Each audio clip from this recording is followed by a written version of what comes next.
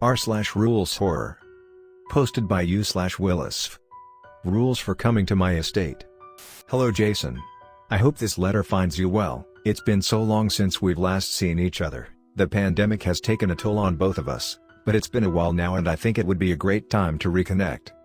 Now I'm not sure if you still remembered the rules I gave you when you last visited, but just to make sure I've written down the rules again here for you. Please follow them accordingly.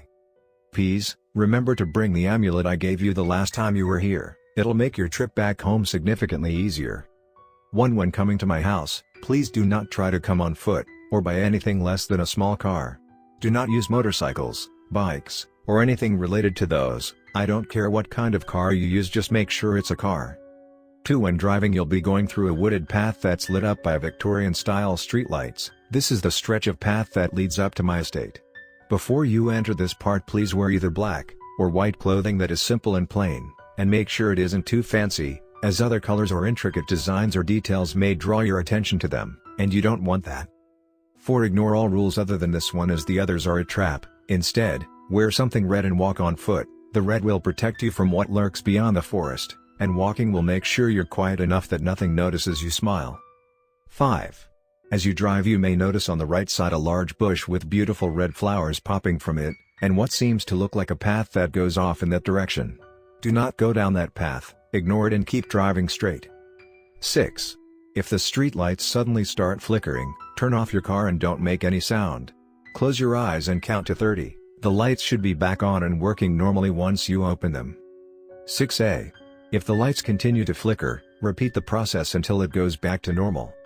6b. If when you open your eyes and all the street lights are off, I am very sorry. Just pray to whatever God that is out there. I'll be sure to notify your friends and family. 7.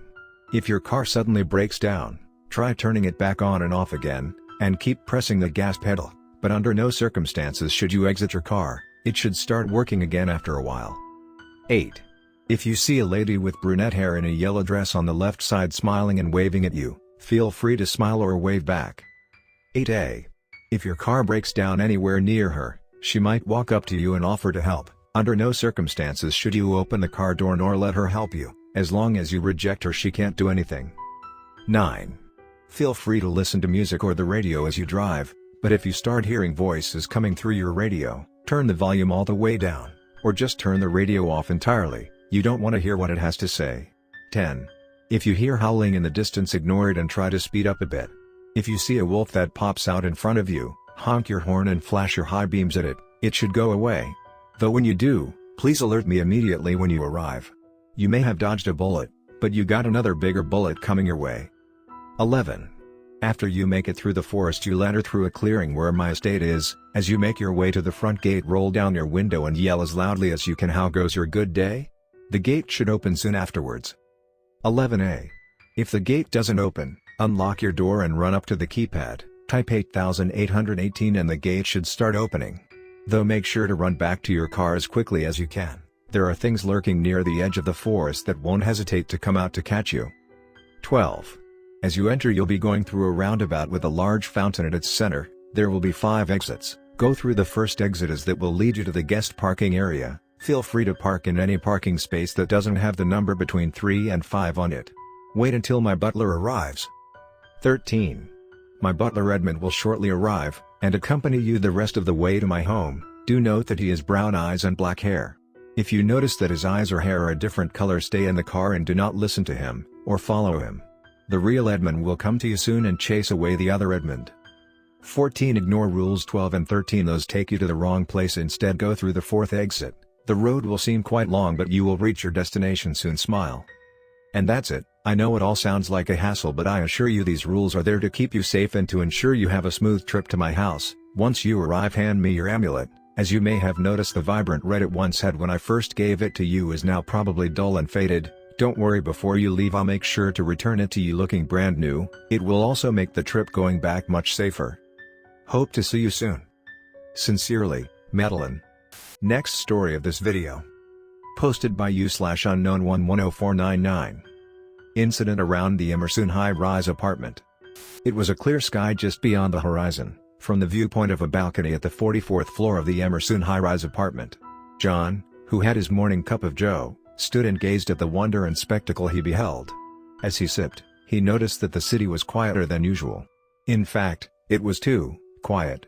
Slightly unsettled, he went back in the apartment and dressed up, getting ready to go to his workplace just a couple of blocks away. The once bustling city that John recognized up to yesterday was now littered with trash and debris. Any signs of people that once lived here are far and few in between now.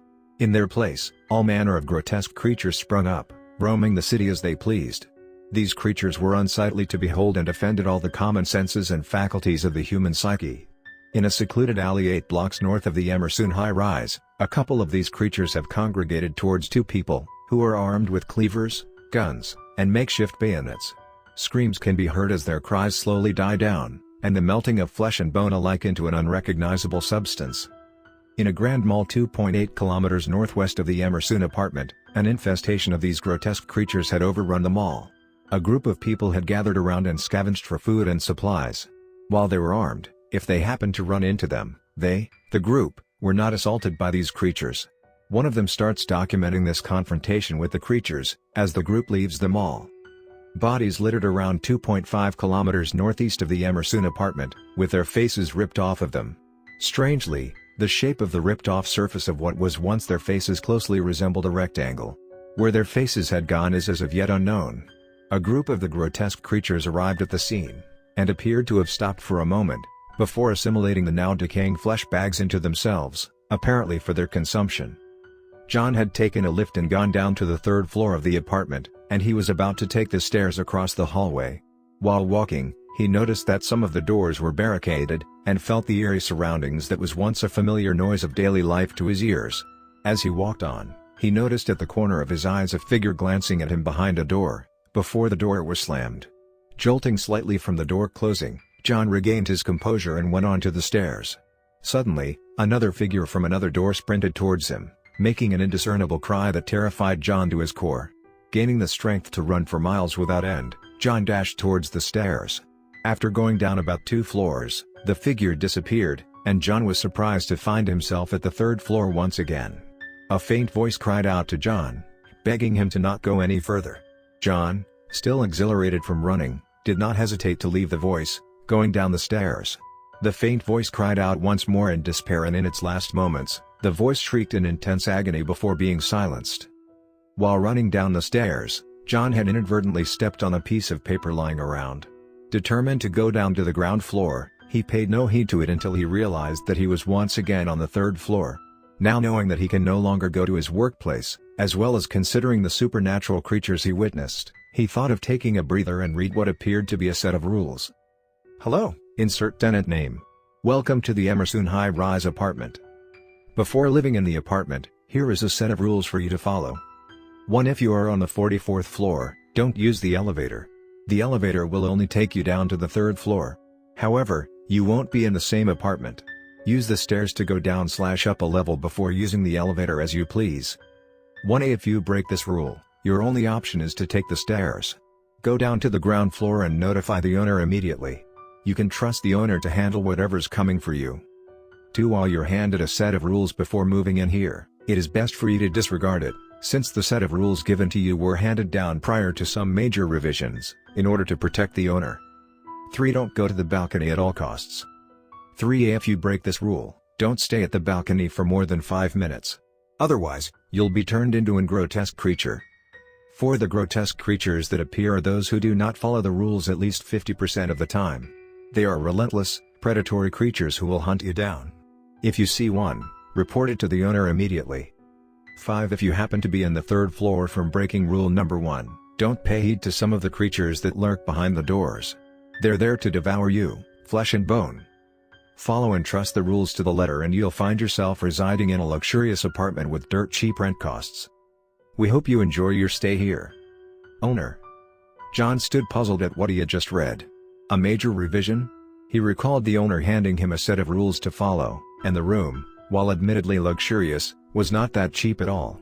John started to ponder about the rules that he had read, and if it did come from the owner at all. Something definitely doesn't add up. When he recalled the creature that ran towards him, he noticed something odd.